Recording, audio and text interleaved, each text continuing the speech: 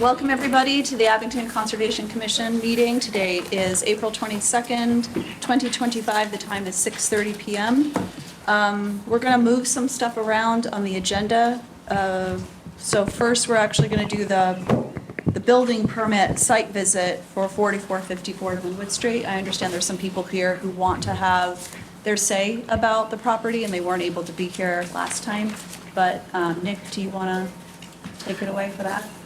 Yeah, last Monday, our peer reviewer that we hired got a chance to go out, spend about a couple hours out there, walking the site, confirming all the wetland delineations. Main concern is their alternative analysis. He wants them to kind of dig into a couple more possibilities out there to try to avoid the crossing, maybe cut back on what's being done. Talked about moving the crossing, things like that. So a lot of notes for the applicant to kind of go through, sort through. They've asked till the May 27th meeting to have a chance to get all their answers together, redraw their plans, and, come to the commission with those notes from the peer reviewer.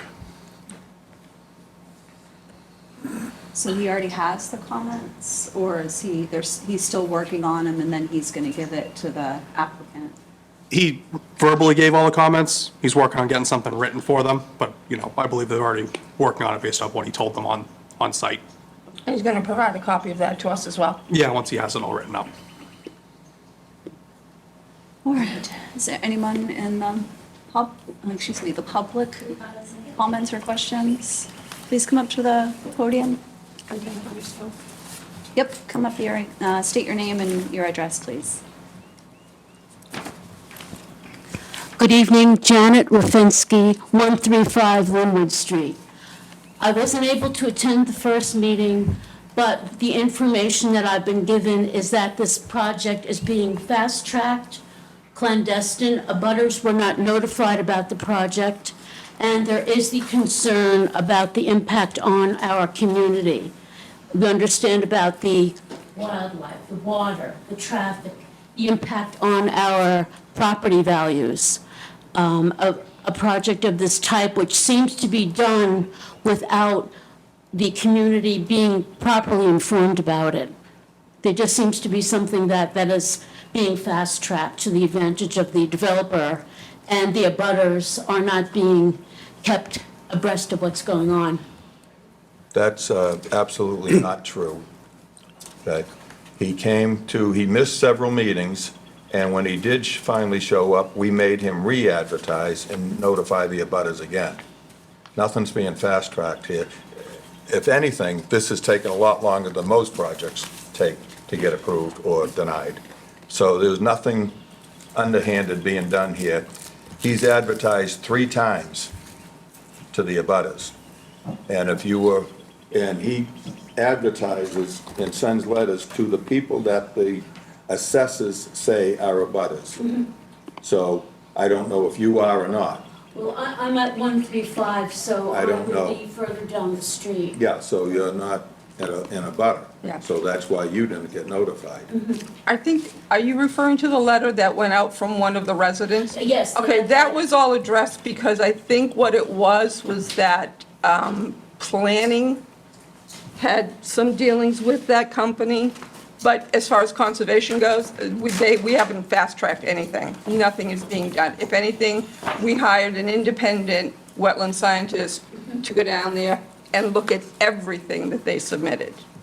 Everything. And that's what Nick was just reviewing. Right. So, and the alternative analysis that Nick mentioned is providing another plan to us other than the one that they first showed us saying, here's a crossing. We want to see other ways, other than that just one set plan that they had submitted. So, but the responsibility to come to the meetings is, once you're notified, they don't keep notifying you. That's something you have to keep track of. And the meeting agendas are posted, so. So what I would need to do is just keep, because this meeting was on your website. So Right. just keep looking online to see Right. when further Right. meetings are going. And Mr. Yeah. Hanner and the rest of the people who live around you, I'm sure you all talk to each other, so. Yeah, and there'll be a new date and time set at this meeting for the next time this Right. is coming on.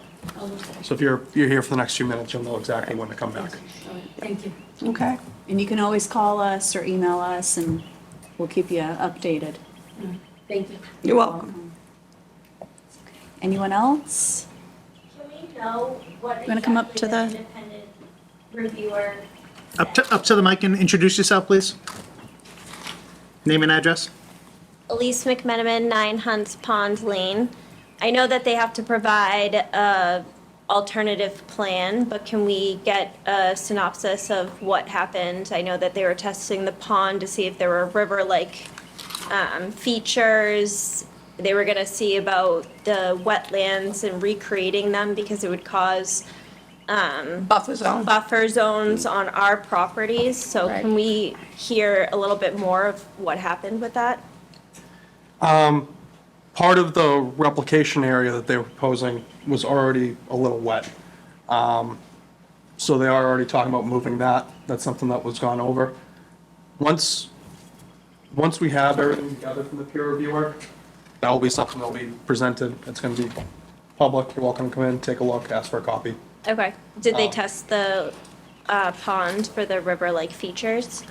He didn't do any tests on site. He's looked at aerial views and things like that to Okay. I guess, like Nick had just said, once he types it up and gives it to the developer for the things that they want to have answers to, we'll Yeah. get a copy, and it'll become public record at the next meeting. Yeah. We just don't have anything in writing yet.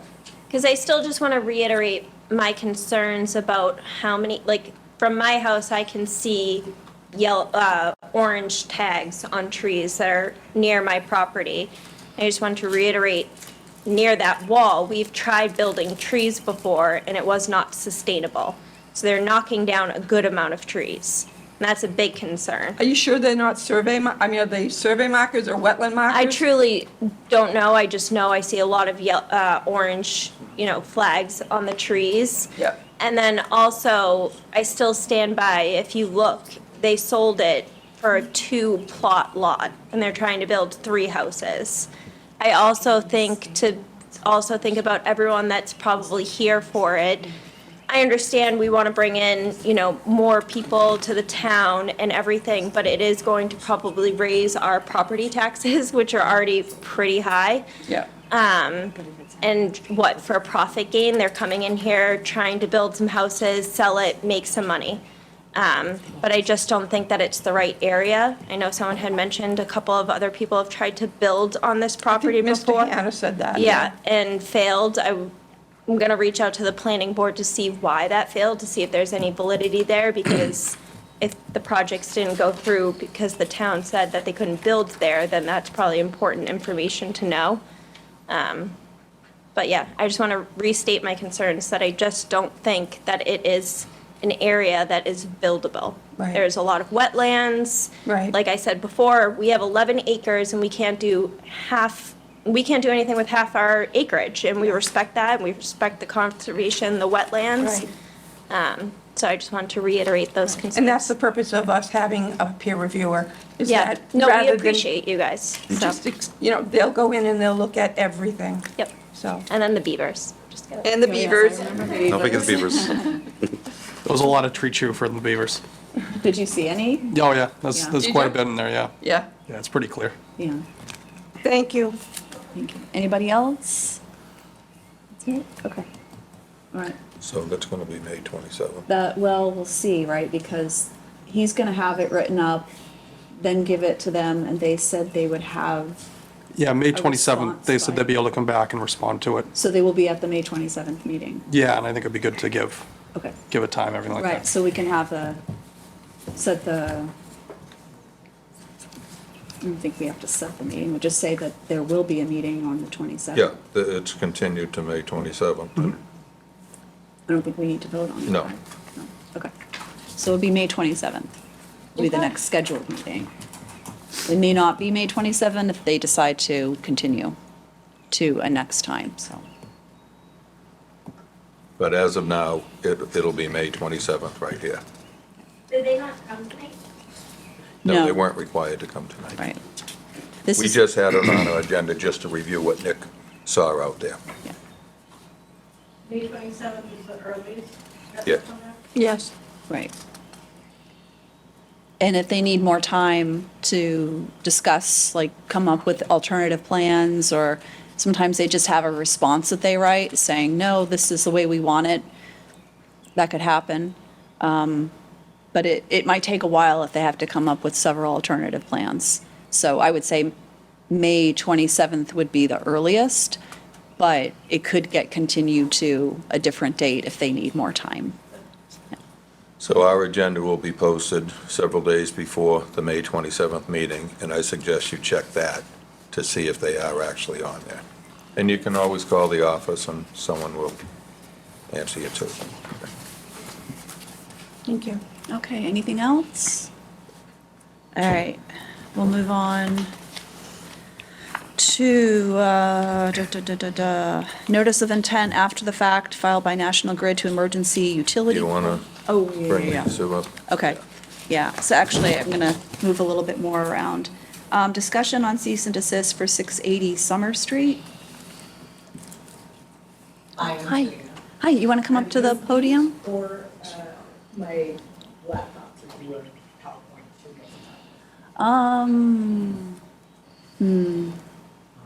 options. Yeah, I don't know how we could get that set up. PowerPoint.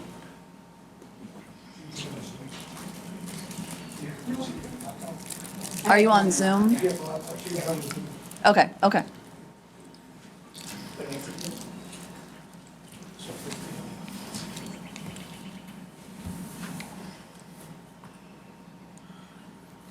Oh, am I gonna like share my PowerPoint too? Yeah.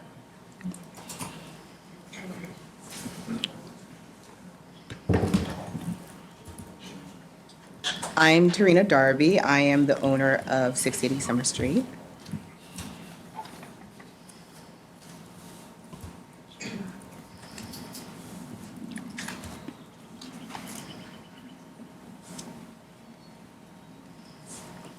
Do you want me to just write it down? There's a lot there. First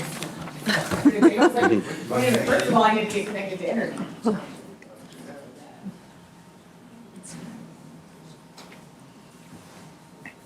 This is one. This is two. You're lost in your phone? Yeah. And old age? 16 years. Oh, my goodness, that's a long time. So, 16 years. Lonely. Yeah. I don't know, I got a chicken that's 12 years old, so. Yeah. One that was quite a, when we threw it in with the rats, she lived until it. Oh, really? He must have been 7 or 8 years. Yeah, so, we're not gonna get it. Not even a baby? Because then I get something to take care of for another 16 years. That's when you give it to your kids. And my kid doesn't want it. My kid wanted to use it. Well, you give it to your neighbor. You know, I actually thought about it, there's a lot of kids in the neighborhood, if someone wanted to use the family around. Yeah. 4-H club. A little 4-H thing going on in the neighborhood. Boy Scouts. Need their Yeah. pet. Ugh, that's awful. But I swear it's because we feed them fruit and vegetables every day. My chickens get peas and they get peas and blueberries and cabbage and whatever. Two. Oh, really? Oh, yeah, yeah. Oh, I think what we can do while we're waiting is just do the meeting minutes. Yeah, one of oh, them. okay. Good idea.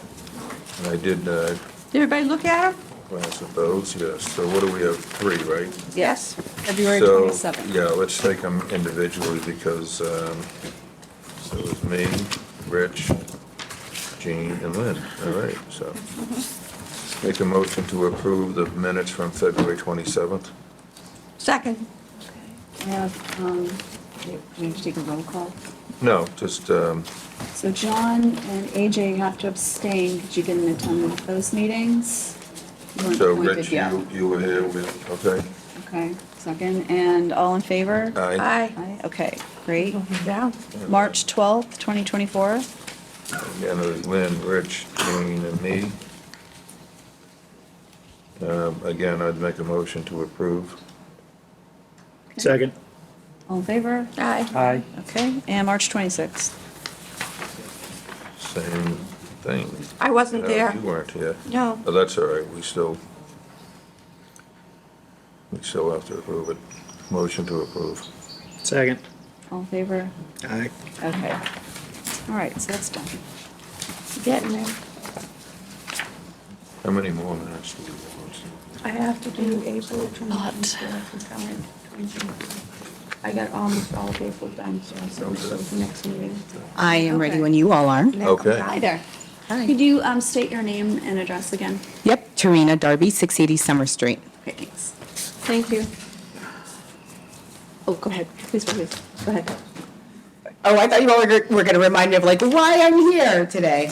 Well, we could do that. I mean, Nick, you were the one. Why don't we do that first and then you can Yes, so respond? that the foundation is laid, sorry. Got a call from a neighbor, active tree cutting.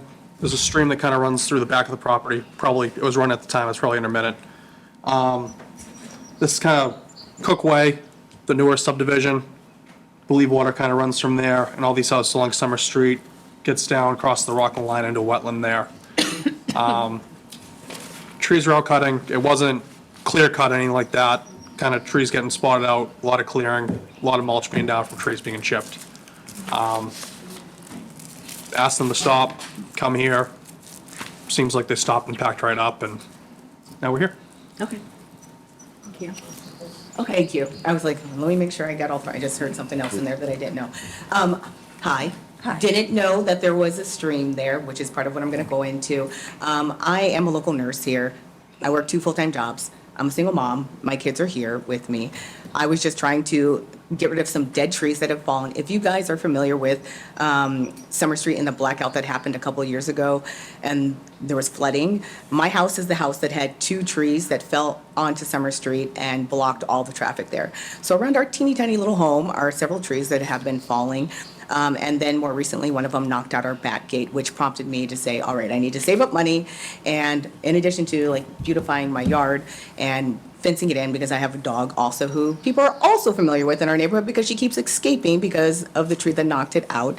I wanted to get rid of some of the debris on the ground because my kids go back there and they climb around and what have you for safety purposes. And one tree that is closer to our house was noted as being dead and preparing to fall again as well. Surrounding our house and the neighbors are several trees that have fallen. So that's what Pima Tree Company was hired to come do. So I just want to show you guys what the work was done, or what the work was they were hired to do. I don't know about conservation land, but I did do my research before Nick showed up on our doorstep and let us know that there was a stream back there. So Hoyt, who you may or may not be familiar with, fabulous company, came out and they surveyed the land and let us know about the land that we were living on, and they filed with the town what our property lines and what have you. Before I bought the property, I was aware that we had an extensive amount of property, which is what I was excited about. We are nature people. We are excited about the trees. We're excited about nature. My parents are from here. We grew up outdoors. This is some of the work that they did. They deed and surveyed, data, research, town hall, and county registry. They registered everything here. So this was in January that I decided to do this. Then I went on to Mass DEP to confirm that I wasn't on wetland or conservation land, because that was important to me. I know that in this part of New England that we live in, that there's a lot of moisture and what have you. So I checked here first before I started consulting, before I began consulting tree service companies to come out and tell us about our land.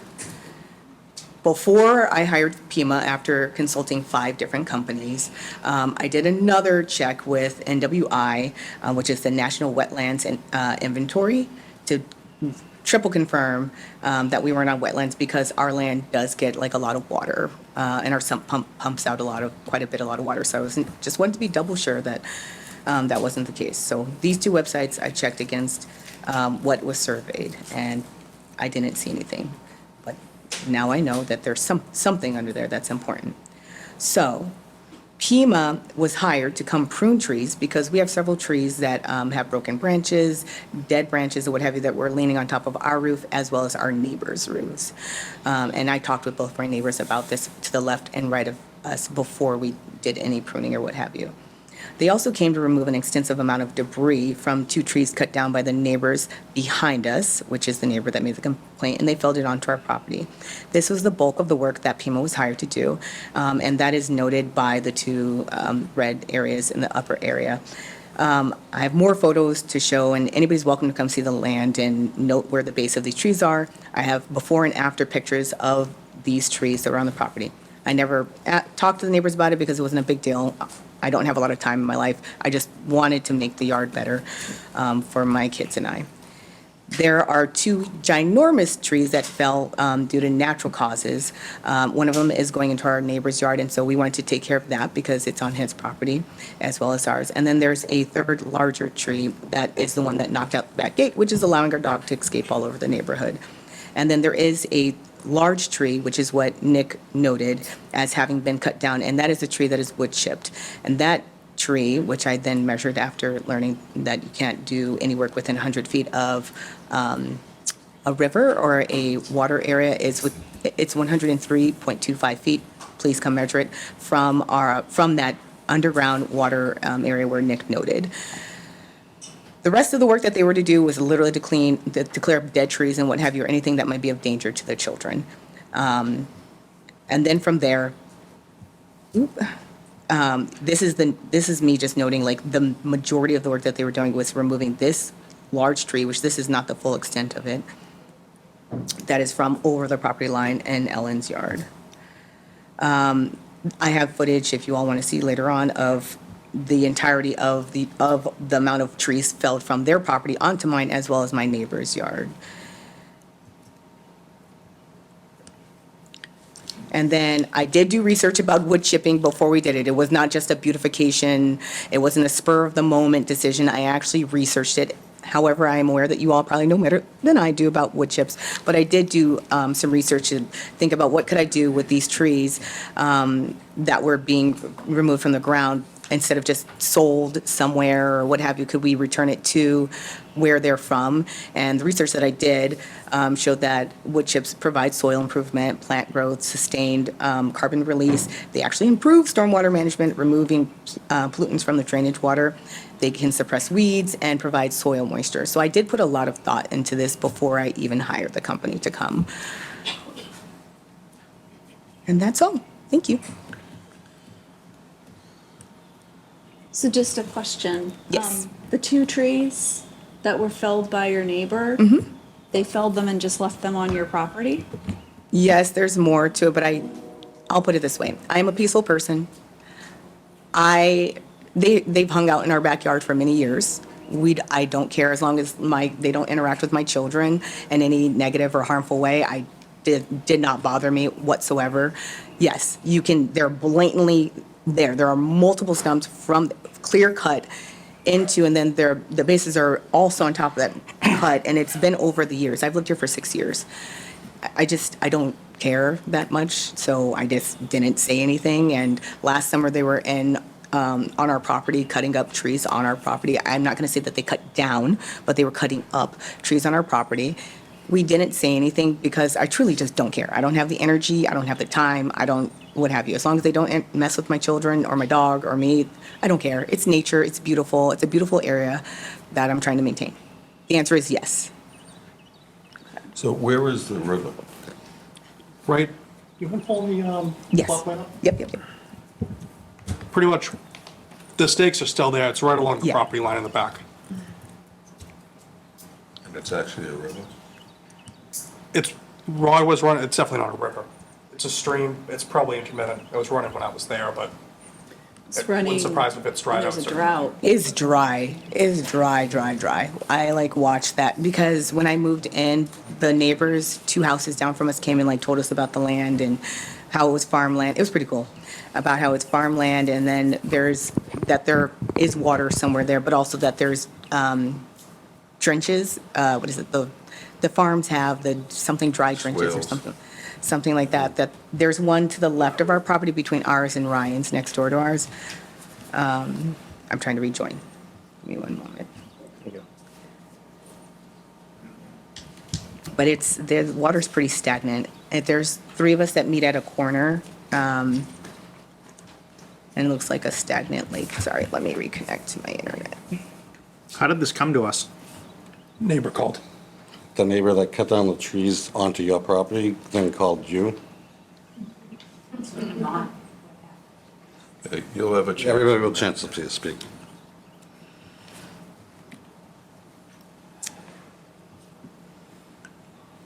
Let me reconnect the internet. Yeah, if you pull up Mass Mapper, can you also look at that? You know how we look at DEP, wetland general? Pull up the DEP wetland hydrological? That was something I just discovered the other day, because I was looking at another property. Okay, I just got reconnected to internet. But yeah, Jody showed me. so I think we're looking at here. Yep, yes, that's my house. Yep. And there's a hydrological selection we have to select now. So, did you say something about an RDA had been filed on a butter's property that showed wetlands? Yeah, one of the Carriage Hill houses. Okay. The, again, kind of that, just the stream that runs through the back. Doesn't seem to extend far from there. Okay. So, and does the stream make up the line? There's a straight line between, It's actually on our side. it's on your side? Yeah, their stake was just on the other side of it. Okay, so it's how many feet away is it from the? From their stake, maybe a foot. I mean, Okay. it's pretty much where the line is. Okay. It looks like the intent of it was to kind of just run in between the properties there and kind of service both sides. Okay. So we wouldn't be able to tell if it was like an intermittent or a perennial stream because there's the drought.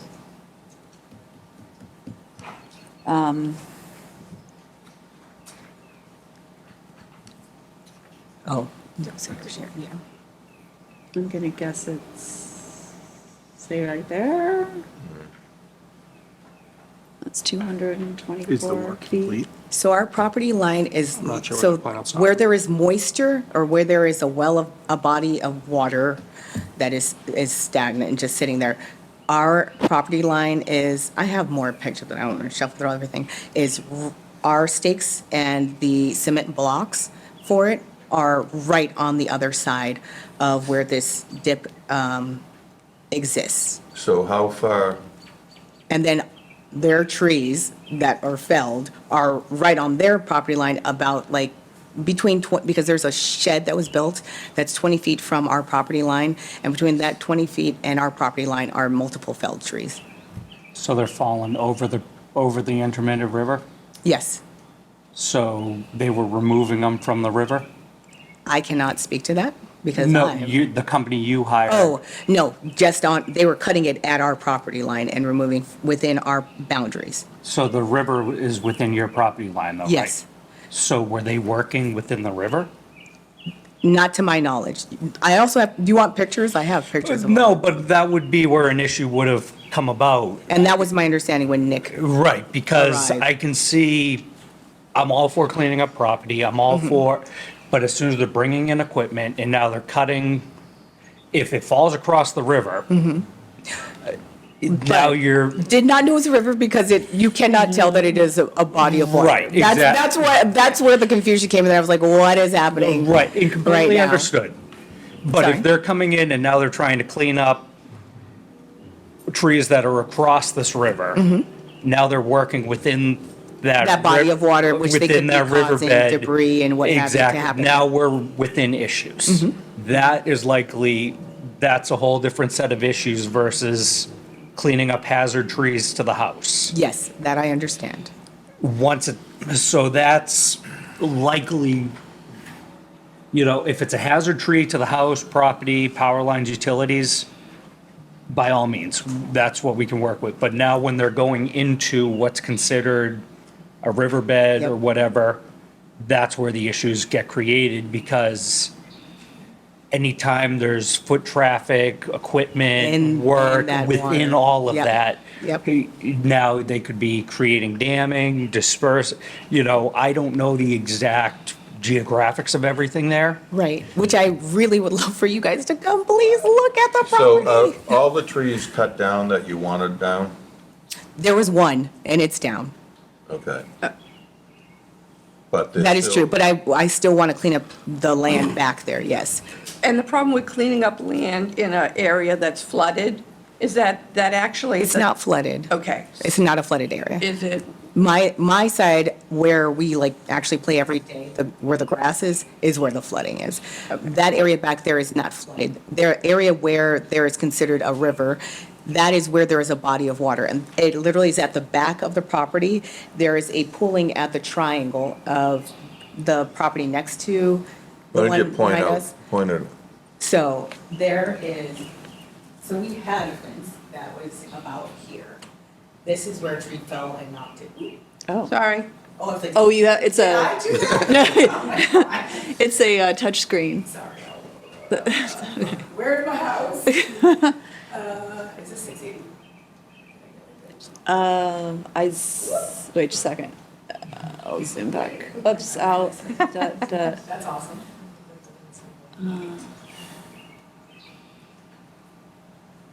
Oops, I have the memory tool. So, here. Oh, okay. Can we go to? Let me move it down. Satellite view, Lynn? There we go. Yeah, So yeah. There is some water here, and then there's a collection of water at this point. okay. And then, whoa, I did not touch that. No. Did not. That was me. No, Lynn did That it. was all me. Lynn did it. Property line unfortunately is a fuchsia color and very hard to see, but Yeah. I believe it's right So, here. Here's our house. This is a Okay. So starting here, there's also our neighbor trench. It runs here, there's a collection of water here, and then there, I believe, this is where we're saying that the river, Underground River is here. So the trees felled are here, here, and here, across this body of water. I'm understanding, right here, gentlemen, that this, if anything is cut in this area, that could potentially be damaging. Exactly, that would be where a And lot so of it. anything beyond that, which Nick, you also said, anything from that is cut down has to actually be 100 feet from this point. There was one tree that was removed because it is again at the playing area where kids currently play. This one tree was considered dead rotted by the company that we used, and it's down here. Nothing else was cut. Okay. There's Where's, a lot of removal. There's a ginormous tree that fell out here, and the base is huge, that they stood back up and cut a few pieces off. They were then going to work on the neighbor's yard, because my understanding is that my trees fall, the neighbors are supposed to take care of them. where is your fence that the tree hit? It's about here. Okay. So that was a pre-existing fence when you moved in there? Yes. Okay.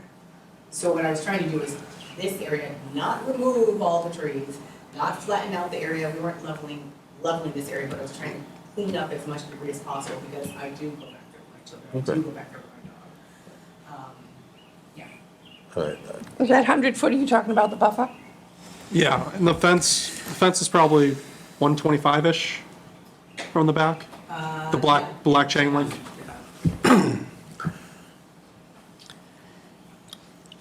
If it's a perennial stream, it'd be 200 feet, Right.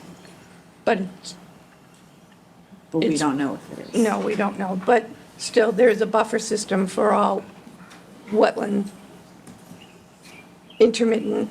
There's a buffer system that we try to make sure that people don't alter. Yeah, that's what Nick mentioned, the 100 foot. But, if it's already developed as grass, that's fine.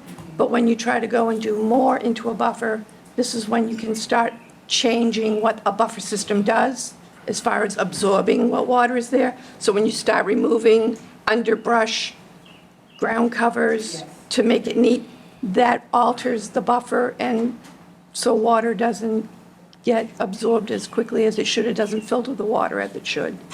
So we try to eliminate removal of stuff in a buffer system. But, Also, I'm going to keep asking some people, please Yes, Sure. I think. Yeah, we can do a sidewalk. I think that would be a good idea. We should do a sidewalk. Yeah. I don't want to do the wrong thing. Yeah. No, and I thank you for that, I really do. I mean, No, this I is a nice definitely think we need presentation you to did. Take it. Like, we love this town. Yeah. This is like very weird to be standing here in this. Yeah. You're doing very good, though. I love your presentation. But, yeah, I mean, can we do So a you sidewalk? mentioned that you're a nurse, I'm sure you work probably, okay. When's a good time for you, for us to come out there? You can let Nick know. We can arrange something. We can. Okay. Do you mind just coming to the mic, please? Yeah. Oh, yeah. We're getting yelled at. Thank you. Mondays are great. Monday days are great. Monday I was actually day? sleeping when you came, which is why I was distraught. I was like, oh, I just came off a 12-hour shift. Well, then let's, So normal business hours are great. Monday at noon? Yes, Next Monday at noon? yes, please. Does that work with it? Please, please, please, please, does that work yes. for you next? We'll take a look. When? Anybody else want to go? Gentlemen? I'm still at work. So, I won't be able to be there, but that doesn't mean. What's your next, can you do Well, we should Tuesday? do it when Nick was there because he was the first. Tuesday I can. Okay, let's do Tuesday. I could I'll do shift my Tuesday. work schedule. Tuesday at noon, all right? Yes, please. Tuesday, Tuesday, the Tuesday. 29th at noon? Yes, please. Thank you, thank you, And thank then you. And that's what, 680? Yep. 680 680. Summer Street. I'll shoot an email out. And then Tuesday, the 13th at 6:30, is that all right for the next meeting? Tuesday the 13th. I don't know if you guys would be fine with the Yeah, 27th, that's better. Yes, Tuesdays are better than anything. Tuesday, the 13th for the meeting? Okay. Thank you. Okay. So we put on the agenda. I'll just leave it alone till then. Yeah. Thank you. Let's do the site walk and then we'll discuss. I it at the appreciate next it, thank meeting. you. I'm like, it's easier to see than to say. Yeah, it Exactly, usually is. exactly. That's why we like to go, is go out there and take a look at things. But we do have a neighbor that wants to say something, so. Okay. Okay, Are you all through? I'm done. Okay. Thank you. Thank you. Thank you. Hi, I'm Ellen Murphy, 23 Carriage Hill Drive. We're directly behind them. I don't have a problem at all with the fact that they want to enlarge their yard. What I'm concerned about is more water on our property. As all of you guys probably know, the Carriage Hill Drive area has been a water problem since it was built 25 years ago. And every time anything gets done, when they put in Cook and Belcher, it created an even bigger water problem that the developer ghosted us on, and it's, you know, the water just pours down the hill onto our street. You know, I just want to make sure that my usable yard is not going to be a problem. I think as Nick stated, if there is a wetland and a river through there, there are buffer systems that are protected. I have a copy of our original plot plan where it shows the stream in question and where it goes underneath the street to the easement to the drainage pond Okay. from 1999. Is that a copy that we can keep? I would need to make a copy of it. Oh, I can okay. go make a copy right now. And what was the number house that you were at? 23. As far as the felled trees, 23 Carriage Hill? yeah, as far as the felled trees she was talking about, those were not felled by us. We had 8 trees come down in that windstorm, which was the same storm that took out their fence. My son did go back there and try to cut them up and pull them out, but it was too wet and he couldn't do that, and that's why the tree, but you can come into my yard and see the giant root ball of the tree that she's talking about. Okay. The entire tree fell Yeah. and lifted up, and same on the other side next to 25, there's another one where the entire root ball is up also. Can that be seen from her property? So if we The go out root there. ball, you'd probably have to come onto mine because both trees fell back. Okay. And do So- we have permission to go on your property? As Are long you as home? you, yeah, I'll be home. I have, Tuesday I at noon? have 3 dogs, so Okay. I just need to know, you know, when. Well, if we're going to be at her property at 12 noon, we'll probably be shortly right over to your property just to take a Yeah. look. My only concern is that I don't want whatever's Right. going on to cause the water to then come onto my property Yeah. as opposed to where it is. Right. I was also, you know, I was kind of shocked that they didn't know that there was water back there. We had to get a variance to put a deck on our house in 2005 because of this water. You came before conservation in Yes. 2005? We applied for a permit. We were told we were too close to the vernal pond that was back there. There's a vernal pool back there. I don't know if it's still there. It was there. So let me ask you a question. This time of year, do you hear the little peepers in the nighttime? Oh, yeah, That's a vernal pool. yeah. And I mean, the concern is we don't want to have yet another water issue Yep. where there have been so many over the years.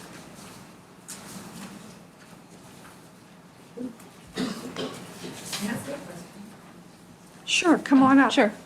Why don't you just come out on my door? I know all my neighbors in the neighborhood, everybody talks to each other, and they go to this house. I don't listen, you're like, I don't, I didn't tell you. Thank you. You guys didn't, you guys. All right, come on, if you're gonna speak, They're having a neighbor conference. yeah, Why I don't they know, have a but neighbor conversation? we don't need to be And we'll part of just- the neighbor conversation. All So right. we'll go ahead and we'll meet Okay. Tuesday, 29th at noon, and then we'll head over to 23 Carriage Hill, yep, Hill to see the rest. right. Okay. Very good. All right, so we'll move on to the next, which Thank you. is 17 Crabtree Lane. Cease and desist. Okay.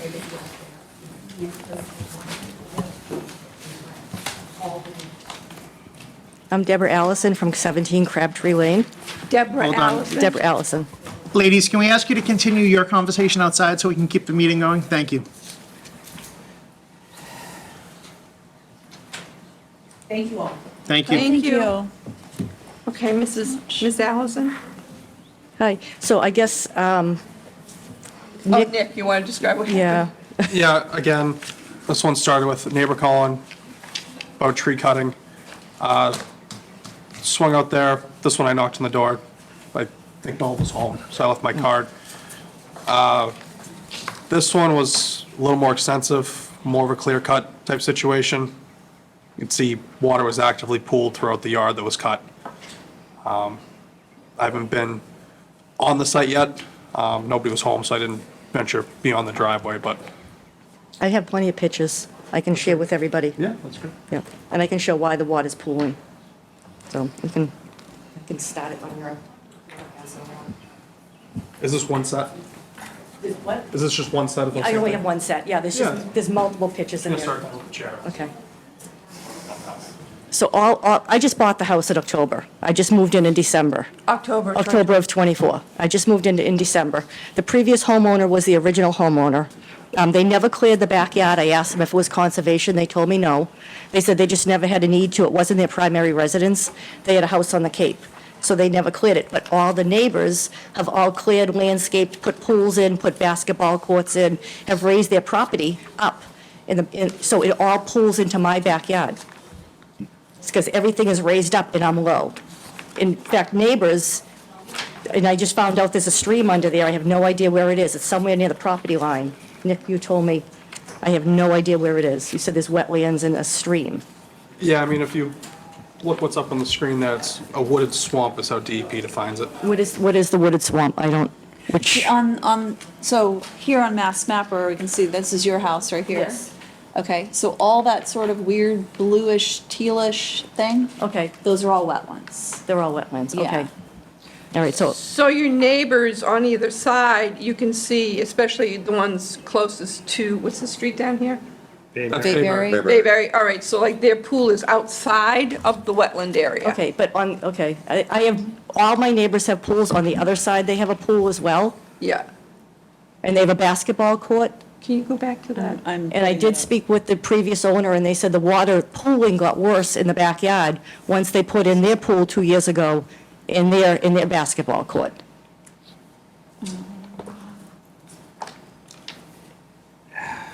And the neighbors all have property, all manicured lawns and landscaped all the way up to the property lines on all corners of my abutting neighbors. So I have the lowland, so everything pools. It did dry out just because it stopped raining for 4 days, but now it rained overnight, so now it's pooled again. Yeah. I mean, I went back and looked up in Plymouth County Registry of Deeds, and the is it the Morans? The Morans. Okay. They bought it from someone who I think bought it from his father and someone else. They bought it from the builder, Brady. Yeah, I'm not sure about Brady, but it was, it was two people. And then they sold it to someone who then sold it to the Morans. Okay. They And told me they then bought it from sold it to Brady. you. They bought it and they built it in 91. Yeah, and you can go on there and you can see that there was an order of conditions they had filed. Okay. So they must have been aware that it was wetlands because the very original people, the builders, had to I'm file. not aware of anything. Yeah. They just told me there wasn't. They just never Right. cleared it. Right. Because I asked when I was buying it, because I wanted to make sure it was safe for my grandson, who's a nonverbal autistic child, and he comes over all the time. I want to make sure there's a nice grass area for him to play and run around.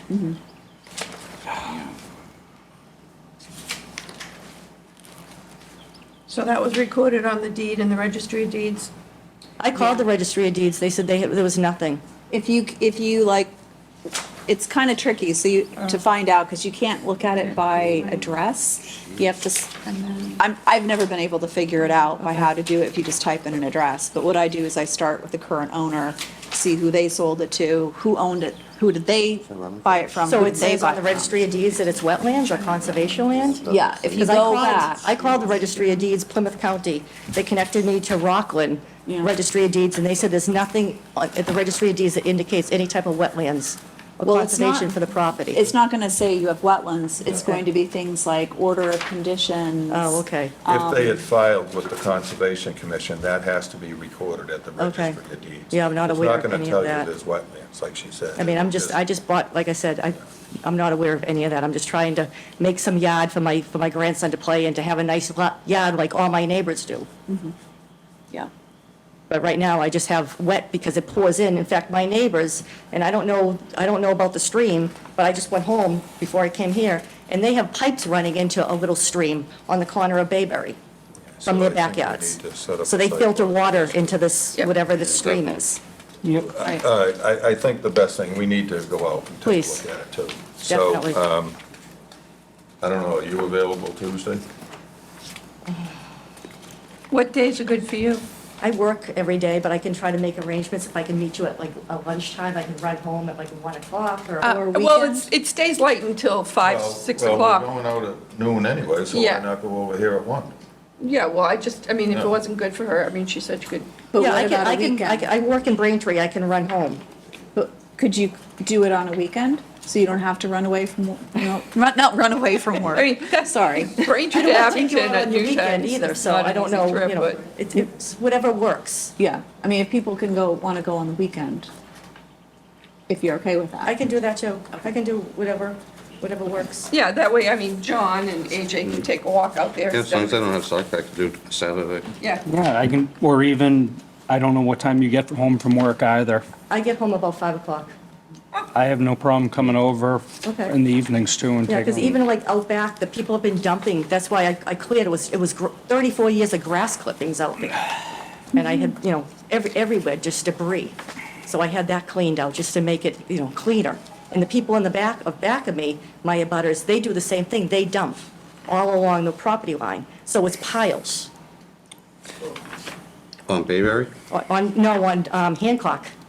oh, The people on Hancock, all the way that back up to my property, they dump in the back. So Yeah. it's raised up. I'm seeing that right now on Mass Mapper. see it? I can see the brush piles. okay, so, There's flowers growing back there. Yeah, you can, Can you see it? Okay. yeah, and because they're dumping brush there, they're filling a wetland and they're forcing it to move. Forcing it into my yard. So, I mean, this is a whole nother issue that will need to be addressed as far as people on Hancock Street and your abutters. I mean, they need to be I mean, they made have- aware that you can't my be abutters, dumping. Like I said, they have a shed like right on the property line, their house is on the property line. They have some type of wooden structure, I think it's around a pool on the property line, and that's on 4 Bayberry. And they abut to the corner of me. I don't have Mass Mapper up, so I don't know. I'm just looking at, For Bayberry? It varies down here. I'm not as At the bottom. computer savvy, but I tried to. You see where the pool is? Yeah, I do. And then it's that street. Yeah, but she says like the people on Hancock Street Yeah, are the taking people on all this stuff Hancock and are- dumping it into the Along wetlands. the back, it's piles. yeah, you can, All right, so when are we going to go out to? So I think AJ and John said, what, Saturday? Saturday or anytime after 4:30, I'm Yeah. available. You tell me whatever works for all of you. There's one of me, there's all of you. I don't know who's. AJ, what works for you? I'm wife and kid free still for another week and a half. All so- right. So you get out of work, are you home by 5:30? I can be home by 5:30. Okay, so you want to do 5:30? Pick a night. 5:30 works for me. Whatever works best for you. Or you. What day is it? Anything but Tuesday. Next Wednesday? Wednesday through Friday is good for me. Next Yeah. Wednesday? Next Wednesday is fine. Okay. Next Wednesday at 5:30, so that's the 30th.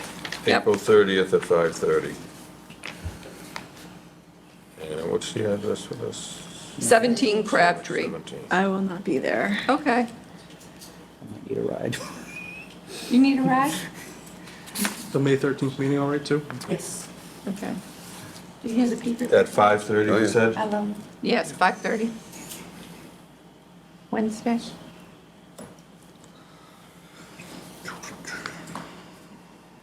Is it the same time, 6:30?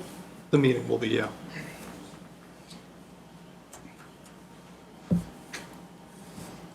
Okay. Very good. We will see you then. Do you want to keep those, or do you want me to hold on to them? Yeah, they should go in the file in case anyone who watched the meeting wants to see. Anything that goes to the board Okay, becomes public. that's The, fine. Thank you. Is anyone here for this hearing? No? Okay. We know you're not. if you don't need a copy too, just let me know. Could you, do you have a, those are just my originals, I can't Yeah. look on. Yeah, we're going to give you a copy. Okay, okay, all right. So Wednesday the 30th? I know we need them to get ready. Yeah, I guess so. Next Wednesday. 71, 812, 6509. Thank you. All right, thank you very much. All right, let's go back to the top. Notice of intent after the fact filed by National Grid to emergency utility pole replacement and associated restoration project located at 1103 Plymouth Street. Good evening, everybody. For the record, Nagosh Gary with LEC Environmental, presenting on behalf of the applicant. In this case, it is Massachusetts Electric Company. I am, as you just said, presenting an after-the-fact notice of intent for the emergency replacement of utility pole located in bordering vegetated wetlands. The locus is 1103 Plymouth Street, also referred to as Route 58. A little bit of a backstory as to why we're here in the first place. Last year, May 28th, we had a significant rain event. We got a large amount of rain in a very short amount of time, and our subject utility pole had a transformer attached to it, which basically exploded, caught on fire. And as a result, National Grid, within a day or two, had to come out and alleviate the situation by replacing the utility pole. As you can imagine, from the saturated/inundated conditions, the truck left some rut marks in the bordering vegetated wetland. We also have an adjacent intermittent stream, so we have bank associated that for wetland resource area. At that point, we submitted a notification letter to not only alert the commission to what had happened, but also to commit to the NOI, which is the reason I'm here in the first place. I provided a resource area map in the notice of intent. If you want to take a quick look at that, I can just give a better depiction of the relative location of the pole and the WRAs. So basically, we're all looking at this is what showing. The green area is the bordering vegetated wetland delineation.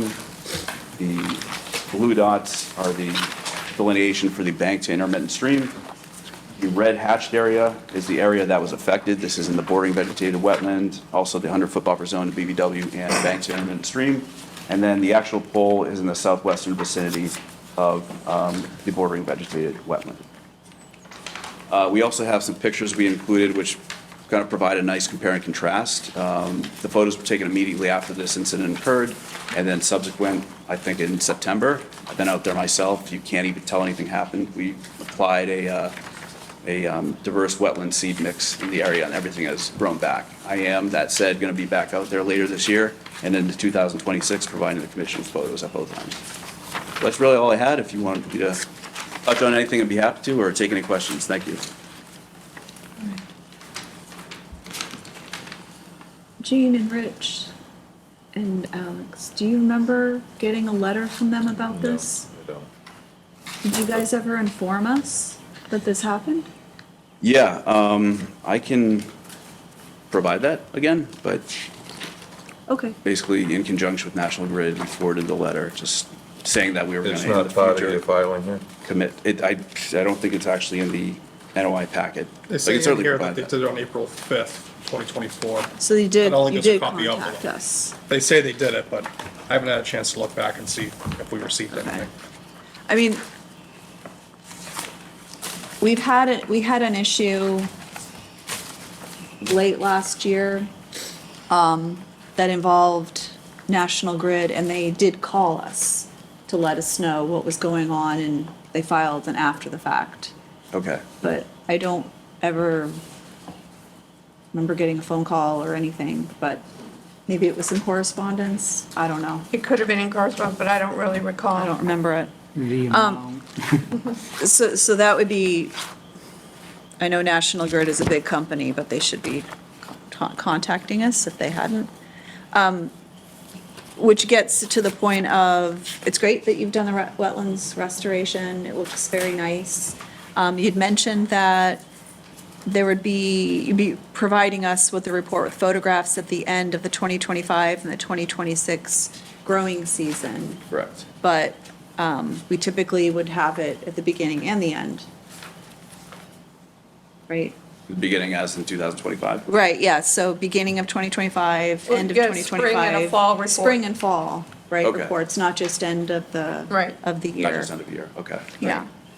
And then we would want to be there at the end. Absolutely, yeah, that makes sense. Okay.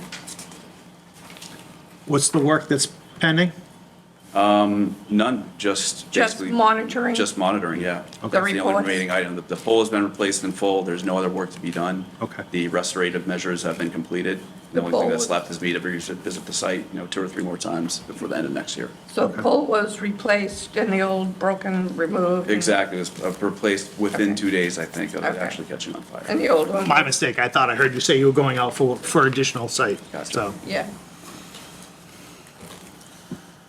Well, this, just looking at the aerial here, Yeah, this is completely irrelevant to you, but we might need to take a look at one of these abutters right there. That's, we can talk another time. It's Yeah. not on the agenda. Yeah. Yep. No, just noticing things, looking at this, that's all. Yep. Okay. So we need another site visit and just confirm that that notice was placed on April 4th or 5th, I believe it was. Yeah. Okay. Well, is that Richard? Just confirming that that letter was actually sent on the 4th or the 5th. We can look in the archives for that, and Okay. Yep. certainly the next site visit as scheduled. Yep. And we don't have a DEP number on it anyway. Just got issued today. It did. It's 084-580. Came through this morning. 580? 580. Okay. Ah, Mark Manganello. All right. All right. Anything else we wanna? Just the reports, like you said, spring and fall, and a site walk, And a copy of the letter. and a copy of the letter. Yep. that's good. Any from the audience? Okay. So do we want to continue this to the next meeting till we get the copy of the letter and we do a site walk? Yes. We'll continue it to the next meeting. Which is? 5/13. 13th, okay. All right. So I'd make a motion to continue this to May 13th. Second. All in favor? Aye. Any opposed?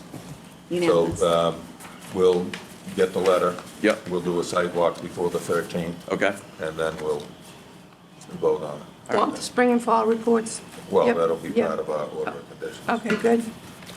So who do we can contact you to make the Sure. site walk? yeah, absolutely. Okay. Yep. We've been in contact through email, so communication hasn't been an issue here. Okay, great. Perfect. Thank you. Thank you. Thank you for your time, everybody, I appreciate it. Thank Yep. you. Okay. All right, next up, discussion on enforcement order for 1212 Bedford Street. I have not heard anything. So were they scheduled for this meeting? Actually, Nick, you showed me something. Yeah, we just got his certified letter back today, rejected by him, by the property owner. I think we'd extended a little bit of timeline because they said there was some confusion on their side as to when they were supposed to have things together. And it's been crickets recently, so. Town council gave them 30 days, which would have been April 17th. I reminded his attorney last week that it was due. Let him know again that he should be here at this meeting. He's not here.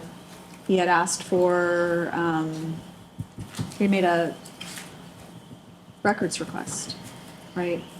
And Yeah. he's given those records. We have it together, hasn't been picked up. Right. So this is it. I told him if we didn't get the wetlands contract, that we're done. Is it going to town council? It's going completely to town council. They're not here, haven't heard anything. When did you notify the attorney last week, just so I have the date down? It was the 17th, but I had been in conversation with him because he had been asking, he had made a records request. Okay. And it said that he didn't hear anything, and then I think we got, Nick, you worked with him on that. Yeah. It was all prepared last week. And it sat for a week. Yeah, it hasn't been picked up, so. Yeah. It's just, Oh, it hasn't even been picked up. no, the response kind of stopped. So what does the enforcement order actually say? Do we have that, Andy?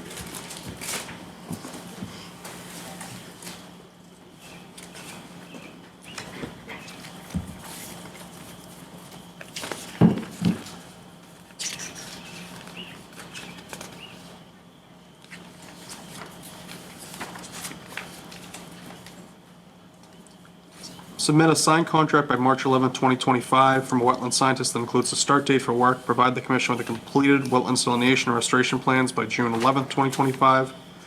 Plans are to, 1, delineate the wetlands and include the results from test pits taken in the filled areas, and 2, show how restoration of the wetlands, including new planteds and the removal of fill, Jersey berries, and asphalt will be accomplished.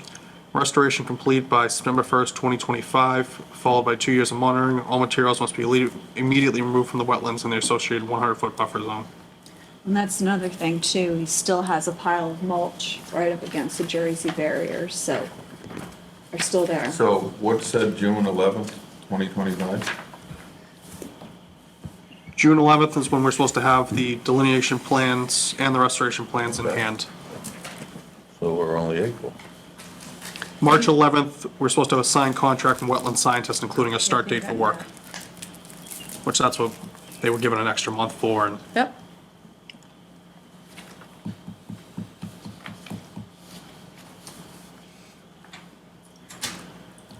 So if there's no signed contract, it's a violation of the enforcement order. They're not gonna be able to. They're not going to be here on June 11th either, so. So, So do we want to do a cease and desist on all activity on the property? I'll talk to town council about that. Yeah. I think the next step is court. Yeah, but stop him from even parking his trucks there or anything. All activity on the property.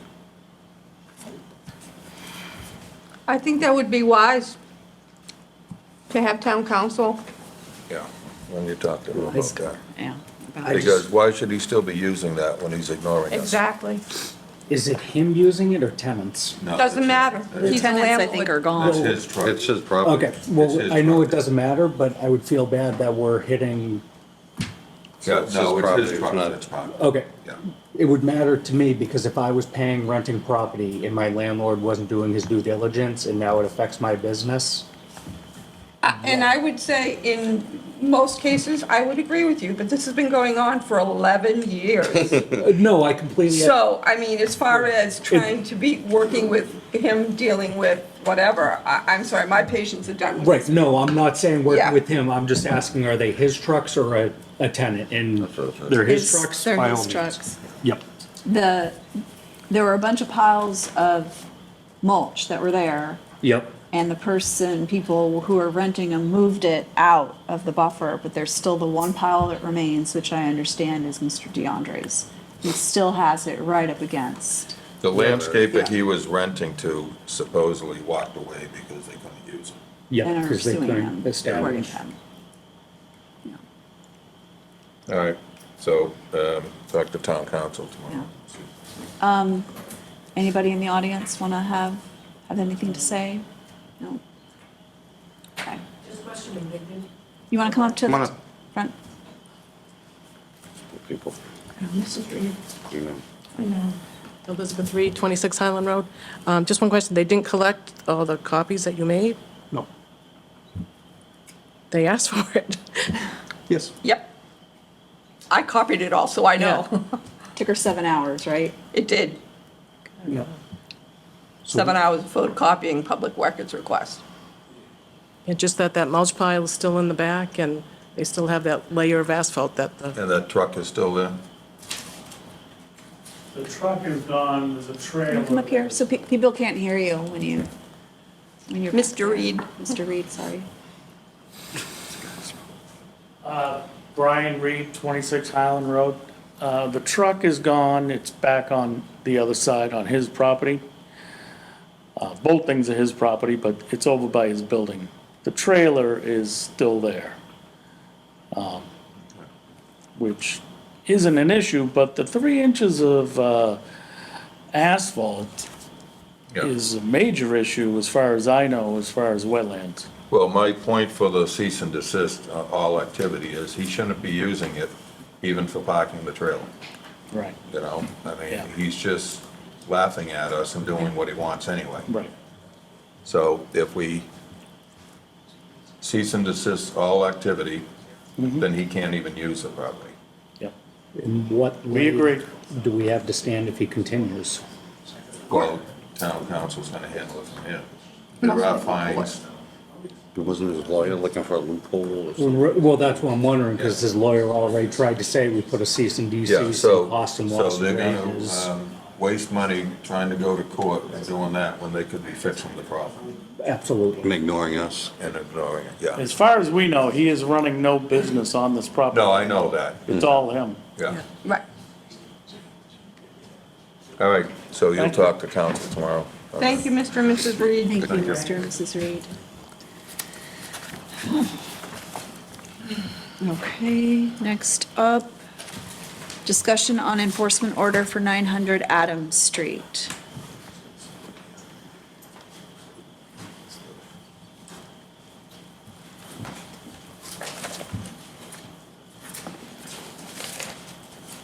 Introduce yourself. Good evening, I'm Matthew Watsky here as counsel for Mr. Bogan. Could you spell your name? Please. W-A-T-S-K-Y, first name Matthew. Gotcha, thank you. Yep. So Nick, why don't you,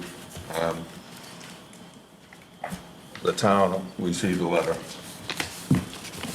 And why don't you go, Nick? Yeah, we have plans submitted by Mr. Bogan back in 2019, I believe. Can we go right to the letter for a minute, though? It said around the year 2000, was that a typo?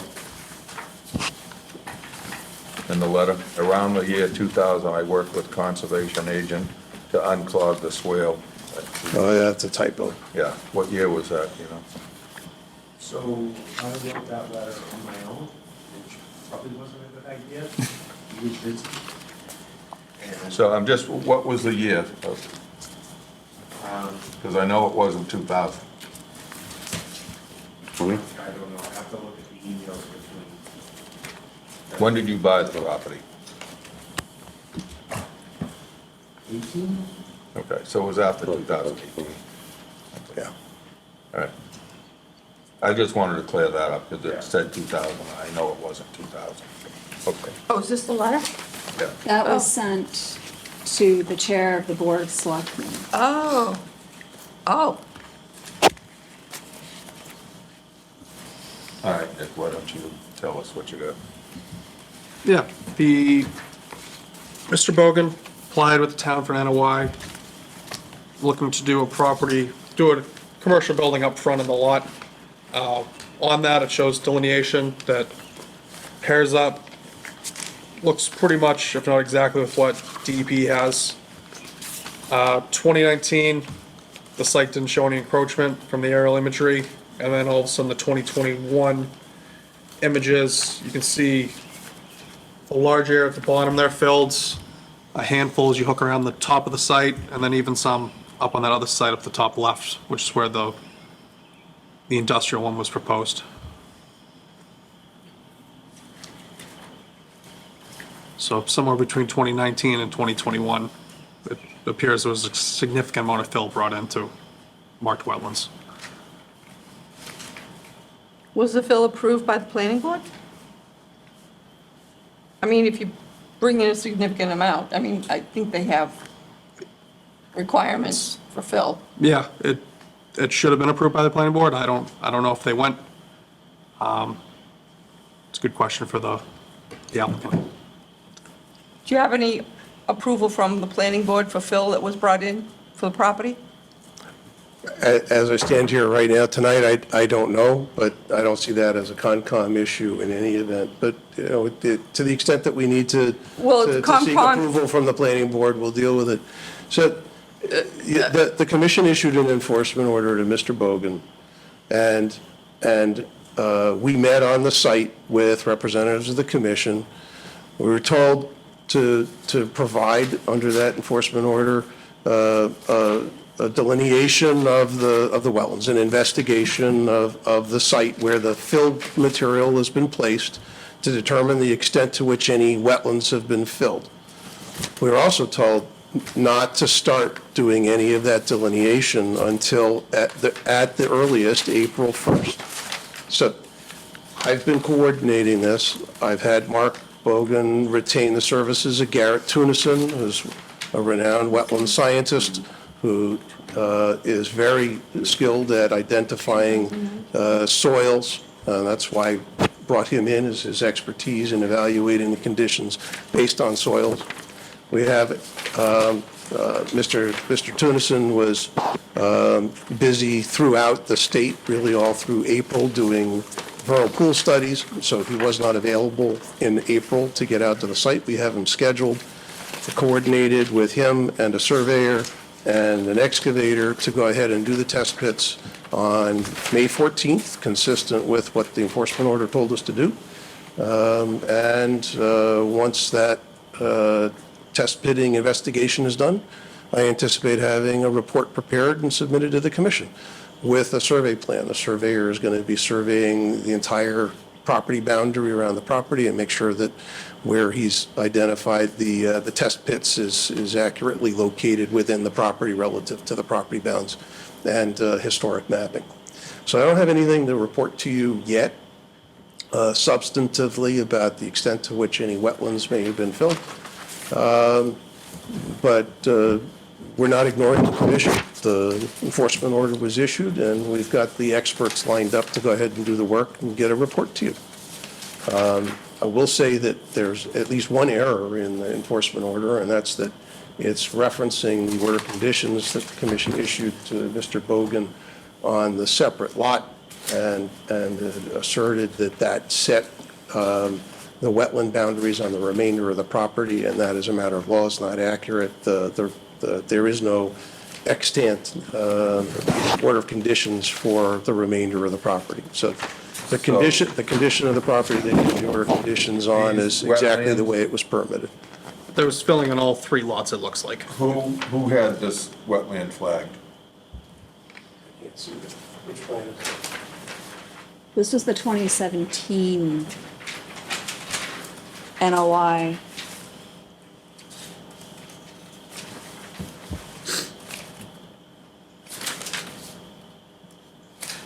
Top right, it's Bogan.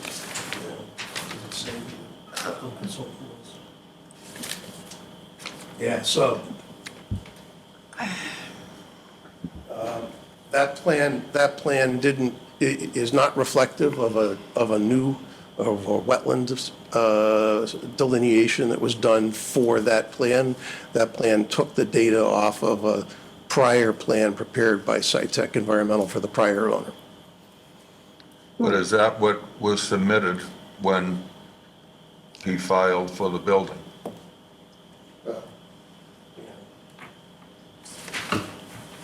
The application was specific for map 69, lot 1B. I understand that. It wasn't for the other. I'm asking, Yeah. I'm trying to help you here, okay? I understand. So answer my question. I'm listening. Was that flagging all done when you filed the notice of intent for the building? How did you come up with this plan if you didn't pay someone to flag it?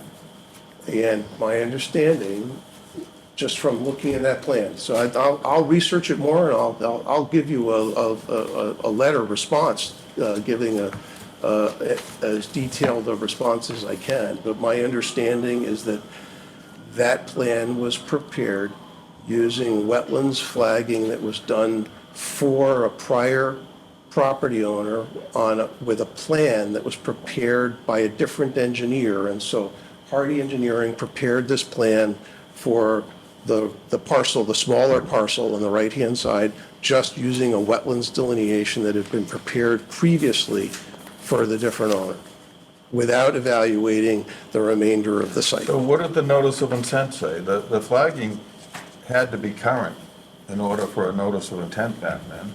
Yeah, it references the plan. Yeah. So that's the 2017 plan. The delineation was done in 2014. And then in 2019, there was a plan, and they based it off a 2013 NOI. And the commission approved that plan, they approved the 2017 plan, they approved the 2013 plan, they approved the 2019 plan, said that 2019 plan was identical to the 2013 plan. When you go to Mass Mapper, and you see, there's 2019, there's 2019. So show the area of concern, yeah. That's pretty significant. This to this. So can you put go back there, put the cursor around it, circle that wetland there. Right here? Yes, yeah. So that's what it looked like in 2019. This was before the 2019 NOI was approved, and this was in 2023. So it seems from the plan, this whole big old area here had never been approved for anything. It was this section right here that had been the focus. But they have this print that has this delineation already done in hand for the property. So they already had more than just Mass Mapper for the property in hand. Yeah. So they're already a step above most people because they already have an understanding of the property by this plot from when they purchased it. Yeah.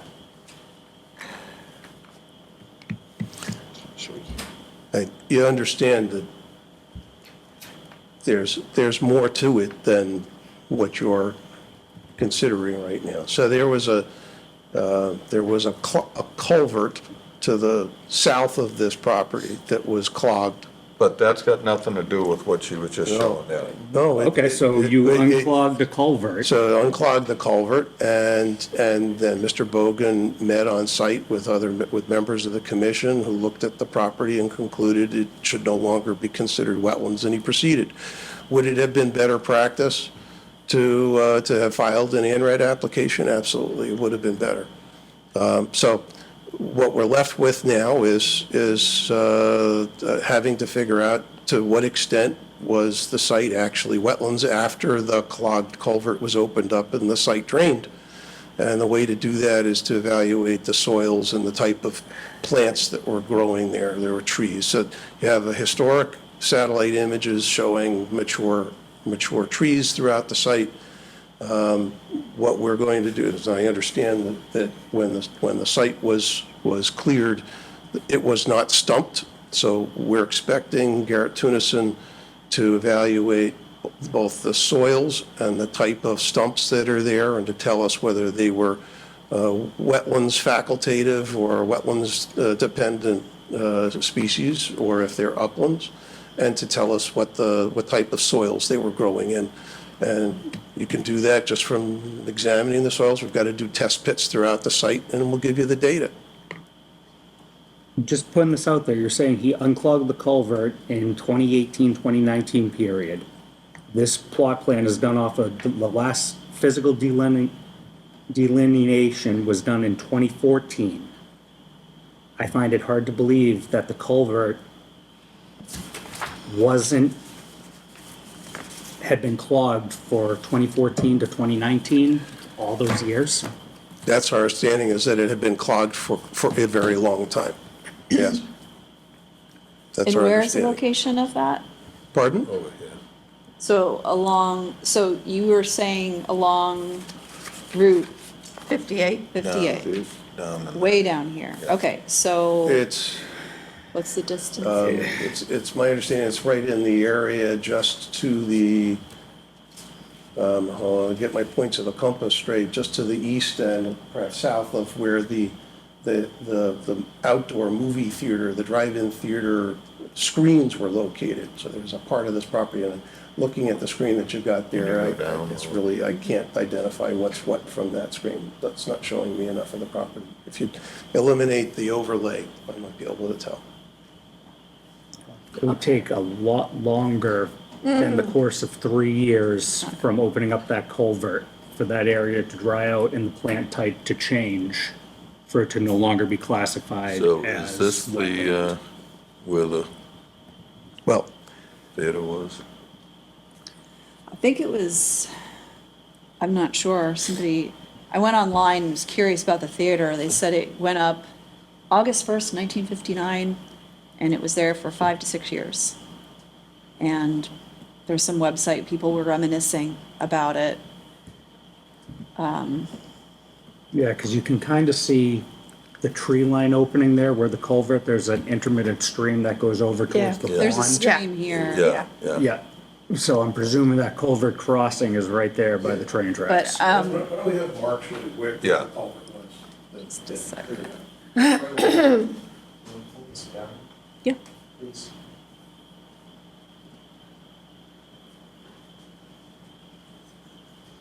From here. So that's a swale. And the culvert. And that goes to this, Is right in this. that goes to the perennial stream. That cuts right through. It goes under the 58, under the train tracks. Yeah. Now, if you go up, please. All of this goes this way. It's not my land. They meet and they go up. Uh-huh.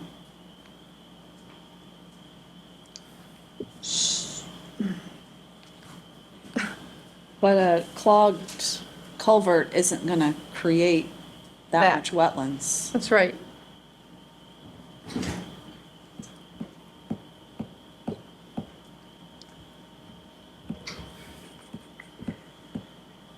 Yeah. So what is your plan going forward, just to repeat? So just to repeat, the plan going forward is consistent with what the commission has asked of us to investigate the soils that are underneath any fill of this property. So to dig test pits to the point where you reach where the soil was before any of this fill material is brought onto the property. Have the wetland expert identify, to the extent he's able in any one of those test pits, the type of vegetation that was growing there, to evaluate the soils that were in that location, and to have the survey pick up not only where that test pit is, but also the elevation that we find the pre-existing soils, and then to match that up with the earlier topographic surveys that were done of the property, if we can do that. And prepare a report and submit it to the commission that gives the professional judgment of the wetland consultant to the extent to which there are any wetlands that had been altered on the property, and if there are, to propose some mitigation. And how much of an area is that? You mean this whole area Nick here? estimated 3 acres. Between has been that and altered. the other one filled, it's over 3.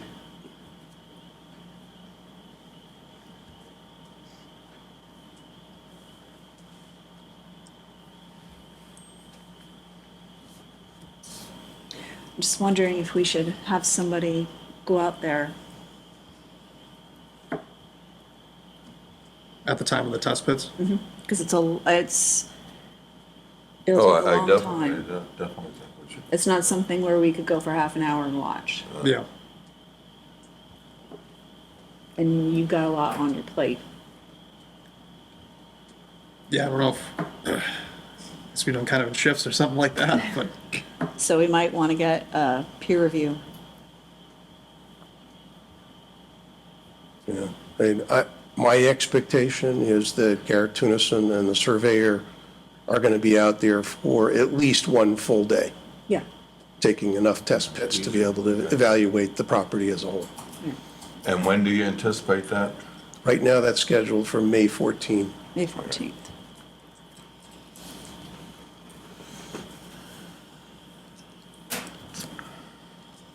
And you're saying. So why don't we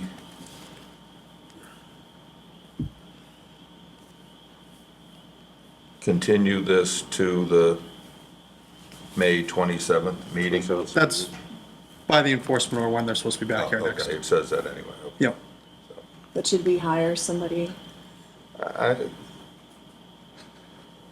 I would want it to be reviewed.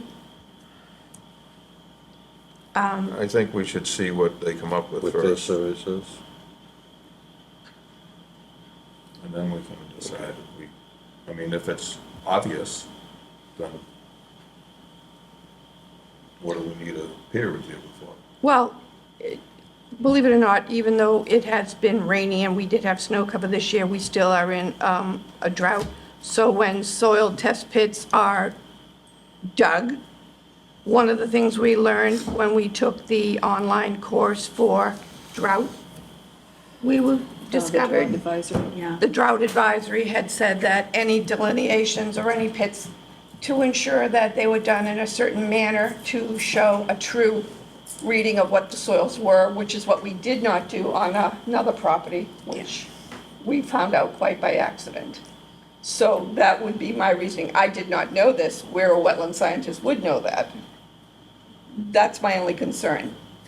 I mean, they can come in and say, here's the soil samples, but we don't know how they were taken, and I'm sure maybe their wetland scientist would provide the detail, how he arrived at the soil determination. I mean, And if I may, I've been doing wetlands regulatory work since 1985. okay, Not as the soil scientist, but my first 5 years were as deputy general counsel at DEP, and I've been in private practice since. I can tell you that Garrett Tunison is one of the more meticulous scientists that I've worked with. So I know I would be comfortable with a report that he prepares, and I'll make sure that he provides as much detail as he possibly can about the type of soils that he's seeing, document it, and explain the conclusions he's reached. well, we worked with another engineering firm that's very well-known too, and they did soil samples last, September? Yeah. And we didn't know until after the drought advisory Zoom meeting that they had, that any types of soil that they do are supposed to replicate the condition of the soil or what it would be if it weren't in a drought. So, I mean, that's something I wasn't aware of, which puts the question in my mind, and that's why I mentioned Okay. what I did. I'm happy- I'm not doubting what you say Well, your credentials are or what this wetland scientist is. It's just that there's certain things that I'm not privy to as a conservation commissioner, so I always want to play on the side of caution. sure, I I understand. mean, myself as a scientist, right? Yeah. You get data from someone, and it doesn't matter if they have a PhD from Harvard and they're a, distinguished professor versus somebody in Podunk University, Iowa. What we care about is what does the data show, what does it say, and to have people be able to evaluate that data. Yeah. So if we come and, your wetland scientist says there's nothing here, then we have to go ahead and go through the bother of, okay, well, we don't quite believe you, so we'll have to hire someone. Or we could have somebody out there at the site saying, yep, agree with that, yep, yep. But I think it's a huge property, and I think some oversight, it would be a lot faster to get it done, rather than, oh, we don't believe you, now let's go hire someone to go back out there and do it again. So it doesn't matter what the qualifications are, what matters is the data and do we trust the data? That's my point. We're not soil scientists, we're not wetland scientists. I'm honestly, I'm not sure what it is you're asking me to say to you, to put your mind at They ease want that. us to hire someone to be out there watching what you're doing. And by us hiring someone, it's him paying for it. Well, that may be the case if he were applying for a permit. I'm not sure that the 53G account No, works it applies for enforcement. everything. No, I think I mean, we're it within our applies right in to this do it. case. We don't have a conservation agent who can do this, and so 53G does allow us to hire somebody to do that. We could even hire somebody if there's an approved NOI, and they can go out there and they can do monitoring of the site. You know, we're allowed to do that. I think it would just be a lot faster that way, and I would have more confidence if we had an independent person there to report back to us. I'll have to. Acting as our conservation agent, Right. because nothing personal, but he has a lot of hats, and that's a lot of work. What do you think the estimated cost to the applicant would be? To go out there and watch and confirm, I really couldn't say until I reached out. I have several peer reviewers that I have for contacts to stand there and confirm. If we had a circuit rider, it wouldn't have cost us anything, but we don't have a circuit rider.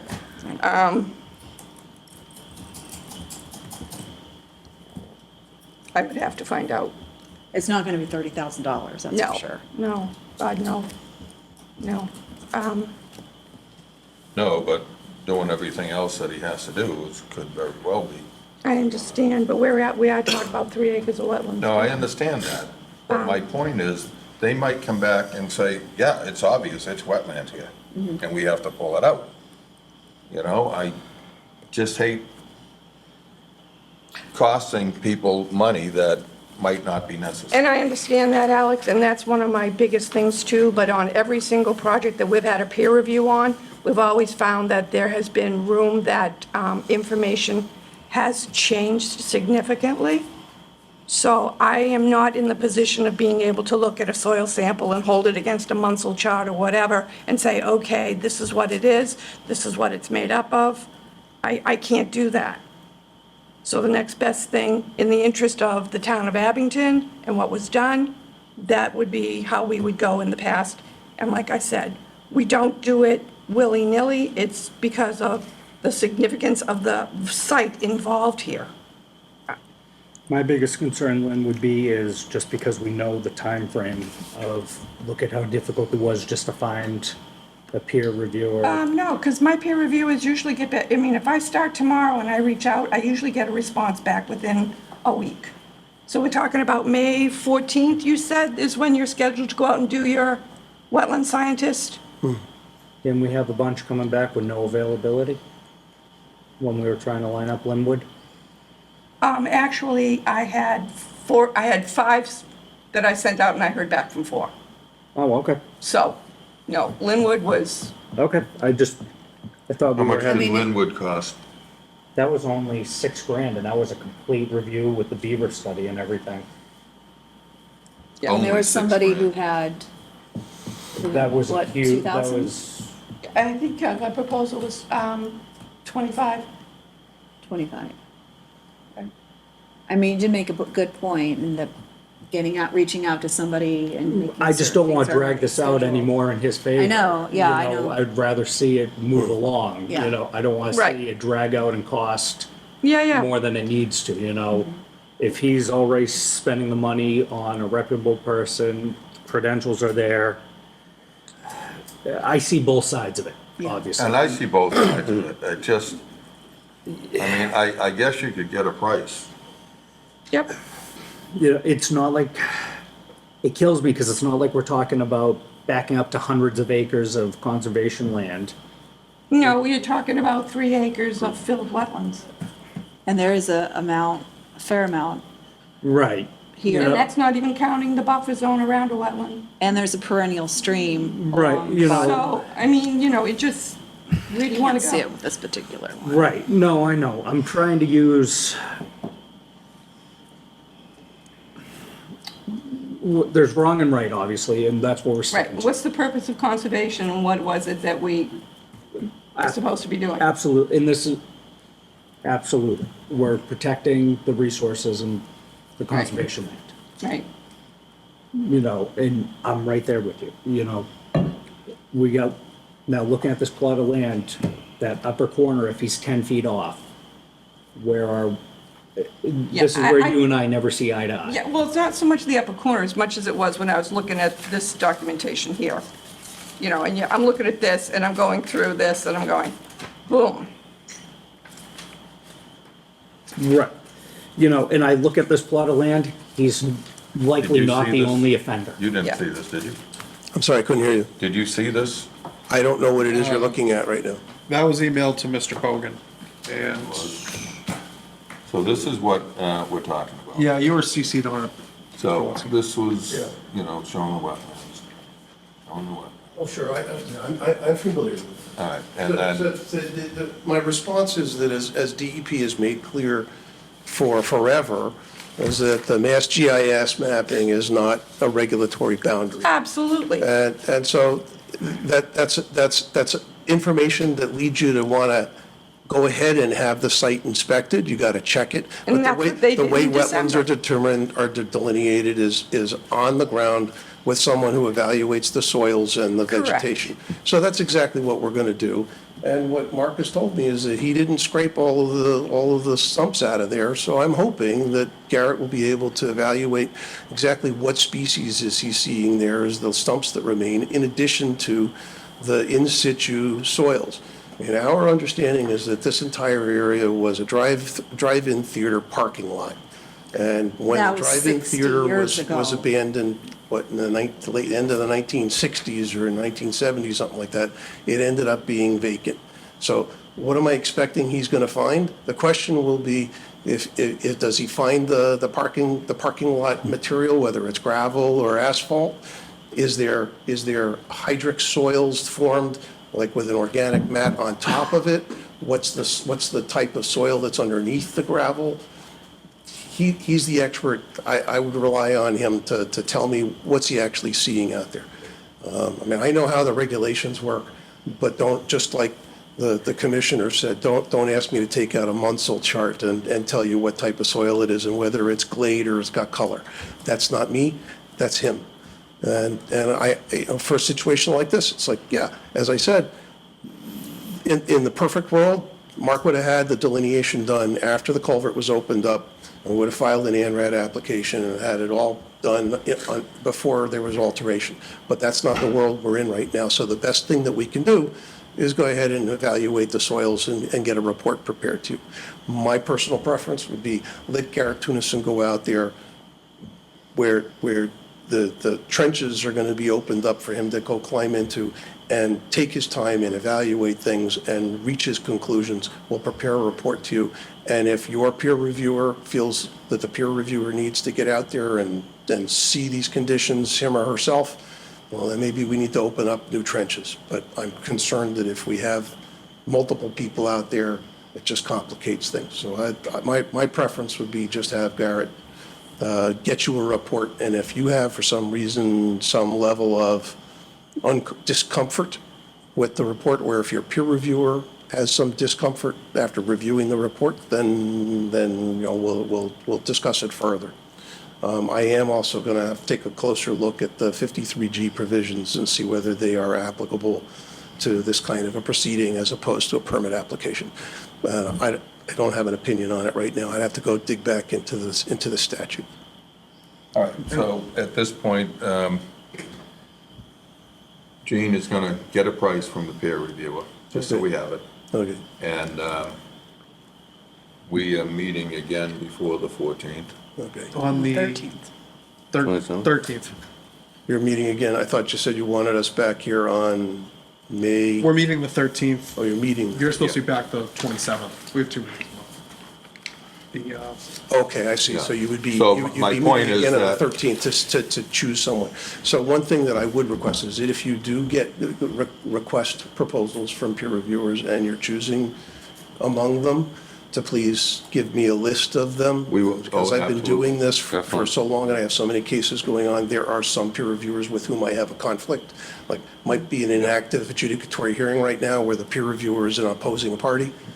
So just give me an opportunity to say, you know, everybody else is okay, but I just can't agree to. So what Oh, we, how about you giving me a list of who you having some, I mean, usually mine are, all right, never mind. why don't you work on it tomorrow? Yep. And get a list to Nick as soon as you can, and then, Well, I'm not, okay. I will start on it tomorrow. I'll reach out to the people I normally reach out to. I will get the proposals.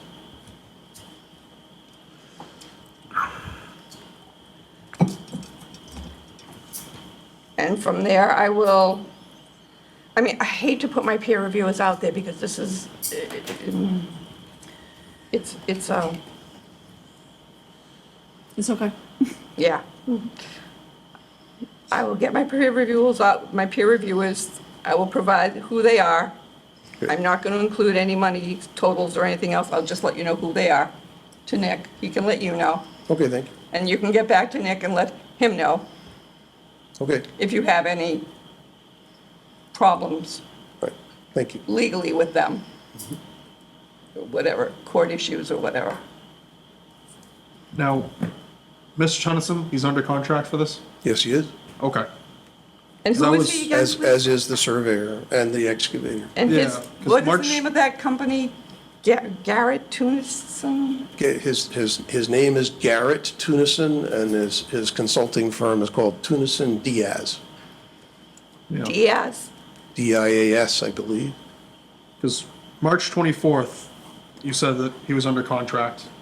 Yeah, And then April 8th, we bailed out of a meeting an hour and a half before it. And then April 16th, the select board was told that you guys don't want to hire anyone. You're not going to be doing it. Oh, no, I don't think that's what the And then- letter said. That I didn't have anything to do with writing that letter, but if you're going to criticize somebody for using his First Amendment rights and petitioning government and communicating with the Board of Selectmen, you want to punish him for doing that, I think we have a problem. He I'm wrote not saying a anything letter about to the Board of punishing anyone. Selectmen. no. He's had some frustration, and he expressed his concern. And I've tried to be very transparent with you. We've got people under contract. The guy's ready to go. He was completely flat out doing vernal pool studies all April, and we have him scheduled.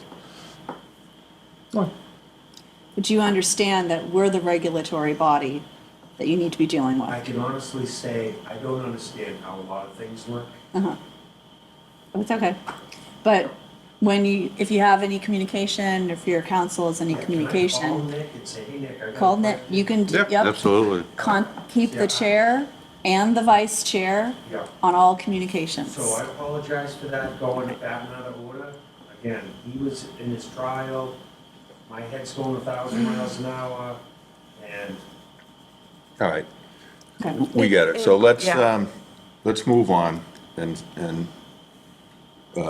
someone will be out there also on the 14th The 14th of May? of May.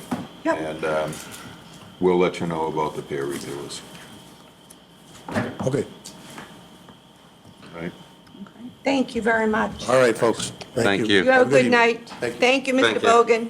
thank you. Thank you. Do we need to take a vote on anything regarding the peer reviewer? No, I think I just have to go get it, and then once I have my people out, then at the next meeting, you can vote on it. But I think right now I'm on a fact-finding mission. Well, the problem with the next meeting is the day before they're doing it. No, I understand, but I mean, I can put them on notice and say, can you be gone? Can you be done the very next day? I mean, I can just approach it in that manner. I mean, I know, I have 4 that I really, really, have said that next time you have anything, please reach out. And I'm like, okay, fine. So, I mean, this is a matter of having somebody, I mean, Ms. Tunis and Diaz are representing their client. We have nobody representing us. I just want to make sure that what we're being told is what it is. That's all. Just like anything else. We want to make sure that we have somebody representing us. Okay. Make sure that facts match up with our facts. Yeah. Yeah. All righty. Very good. Next is discussion on enforcement orders. This is 263, not 267. I just noticed that. So I don't think we can talk about it. What is it? It's a typo on the agenda. It's 267. Yeah. That's Yeah. Samina, Victor Samina. I never sent you those texts, did I?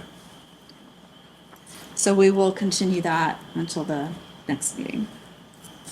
We'll not continue that, but. Huh? Not continue that. Not 263. That's right. We will not, I guess it's a enforcement order. I don't think we have to continue. No. Do we? No. Okay. Okay. All right, discussion on RDA checklist. Anybody take a look at it? I can't say that I did because I left it in New Hampshire. So hurt, I'm so hurt. And Look at you. John. I took it to read it, but I left it there. You think? John and I worked hard on this. I'm not saying you didn't. No. There was a holiday weekend in there. Say what? There was a holiday weekend in there. It was a That's holiday true. weekend in there, That's yeah. very true. All right. I don't, do we feel comfortable with it, or do we want to have another meeting and wait? Yeah. It's an RDA checklist. It's pretty cut and dry. I mean, I think it's. It looked reasonable, and if there's adjustments to be made, we can make adjustments. We can always go back Yeah. and do something if there's any It's questions not on a it. but- policy or anything. Right. It's Yeah, just a checklist to help the people. right. It's a guideline, Yeah. and we can adjust the guideline as Right. needed. That's right. It's kind of like the instructions you get when you put your child's bike together. It's like, step A, As long as it's not for my kid. yeah. Like what? What are those? Okay. All right, so I guess we can take a vote on it. Everybody okay with it? In favor of an RDA If- checklist. Yes. I'll make a motion to accept it. Second. All in favor? Aye. Any opposed? Okay, unanimous. Awesome. One last thing, correspondent 0 Summer Street. How did that go on the report? I mean, these ones all look pretty clean. It was, 8 of them I got today? 8 today? Yeah, they all came in today. Okay, so I already told her she needed to get them in within 5 business days. Yeah. So I will email her again. Separately from her, the project has asked to go back to once a week. We had put kind of a 1-month timeline on it, looking for clean reports. They feel they've done that. I want to go back to 1 a week as opposed to 2. They reached out and I haven't had a chance asked. to even really look at it. I haven't either, so. So I'll say no until the next meeting, and then we can make a We can decision. decide at the next meeting. Sounds good. If everybody's okay with that? I'm fine with that. I'm good with that. If it turns out everything else is fine, then it's just 2 weeks. Yeah. Sounds good. Okay. Okay. All right, I think that's it. Anything else? No. Make a motion to adjourn. Second. Okay, all in favor? Aye. Any opposed? Unanimous. Thank you.